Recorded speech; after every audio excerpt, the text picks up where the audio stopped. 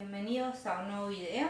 En esta oportunidad vamos a desarrollar un poco más lo que fue el modelo agroexportador en Argentina, cómo se fue expandiendo a distintas partes del territorio de nuestro país para terminar finalmente esta unidad, ¿sí? Entonces, para empezar con lo que habíamos desarrollado en el video pasado, habíamos visto que la Argentina agroexportadora se puede basar en tres tipos de mercados, que los vamos a ampliar a continuación. Mercado de tierras, mercado de trabajo y mercado de capitales. Como bien saben, el modelo agroexportador se basa justamente en todos los productos agropecuarios para exportarlos a los países extranjeros y de esa manera poder empezar a desarrollar una industria local que también reciba inversiones para la infraestructura de nuestro país. Entonces, en el mercado de tierras tenemos que había muchas zonas en las provincias que no se habían de alguna manera desarrollado de una forma agropecuaria. Esas tierras eran tierras de nadie, no tenían dueños, había muchísimas hectáreas de tierra en cada provincia que no se utilizaban para absolutamente nada. Y cuando la demanda empezó a acrecentarse en nuestro territorio de necesidades de productos agropecuarios, es cuando empezó esta presión que tuvo el Estado para justamente ir a las provincias a establecer derechos de propiedad sobre esas tierras que no eran de nadie, para empezar a expandir la actividad agrícola. Entonces, se expandió esta actividad ganadera, esto causó que el Estado estuviese interesado en ir a las provincias a establecer un derecho de propiedad para ampliar esta industria y para ampliar la soberanía del país, porque muchas de las provincias tenían territorios inexplorados, entonces aprovechaban para ampliar fronteras y soberanía de nuestro propio país. Ahí es donde se establecen las leyes de propiedad de un territorio y donde empiezan a venderlos a precios módicos o establecer directamente créditos para pequeños inversores, para pymes, lo que hoy conocemos como pymes, para pequeños agropecuarios que empezaran a iniciar su actividad, ya que eran muchísimas tierras muy ricas para hacer toda esta actividad. Tenemos la parte de mercado de trabajo, en donde todo esto es como un ciclo.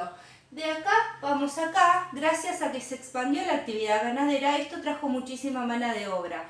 Pero sobre todo gracias a la actividad de la lana, a los lanares, ¿sí? Donde se producía justamente todo lo que nosotros conocemos como derivados de la lana. Esto implicó una necesidad de mano de obra muy grande, gracias a eso empezó a reactivarse el campo del trabajo, en donde tomaban no solo a criollos, los criollos son los habitantes del suelo argentino, los argentinos, los trabajadores del campo, sino también a extranjeros. Entonces empezó a desarrollarse esta famosa inmigración que buscaban ante los anteriores presidentes que nosotros ya hemos comentado. ¿Qué pasó? Se extendió muchísimo la actividad del campo, por lo tanto los arrendatarios y los peones empezaron a tener conflictos, es decir, los dueños de las tierras tenían que ponerse firmes para que trabajen, porque muchas veces no les daban un sueldo, sino que los dejaban vivir en el territorio o a cambio de comida, de distintos víveres, también intercambiaban el trabajo. Muchos de ellos, de los peones, vivían en el mismo campo. Entonces, los arrendatarios, los dueños de los campos, tuvieron que ponerse firmes con las jornadas de trabajo, con los peones, y aquí surgieron las leyes contra la vagancia, ¿no? Una serie de leyes que impulsaron los arrendatarios para que justamente los peones no caigan en la vagancia. Y también se crea el Código Rural para establecer, reglamentar y más que nada hacer legal todas estas cuestiones del trabajo del campo. Pasando al mercado de capitales, a través de todo este desarrollo de mano de obra, de trabajo y de tierras, empiezan a llamar la atención para inversiones y créditos extranjeros, ¿sí? Se buscaba inversores extranjeros que pongan plata a circular en nuestro país para distintos fines. Uno de los principales que estuvo interesado y que hizo una gran inversión fue la banca británica, sobre todo para el área de transportes. En esta época el transporte, el ferrocarril, se amplió muchísimo en nuestro país. Fue la etapa en la que más se amplió las vías férreas de los ferrocarriles para poder transportar todo esto que se estaba produciendo, ¿sí? Entonces fue el boom del ferrocarril. También empezaron a negociar la deuda que teníamos con Baring Brothers, no sé si lo recuerdan, del gobierno de Martín Rodríguez.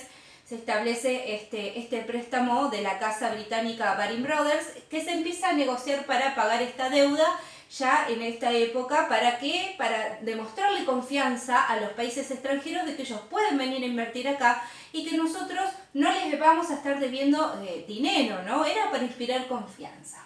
Se crearon las leyes y los códigos de comercio en esta época, ya que era necesario empezar a regular todo esto nuevo que venía económicamente hablando, sobre todo las inversiones de los capitales extranjeros, y para qué se iban a utilizar mayormente para obras públicas, los ferrocarriles, alumbrados, infraestructuras públicas, telégrafos. Todo esto se hizo gracias a la plata de los mercados extranjeros de inversiones y créditos y todo el trabajo que se supo dar gracias al modelo agroexportador. Bueno chicos, espero que se haya entendido. Con este video terminamos directamente la unidad y vamos a pasar a la realización del trabajo práctico.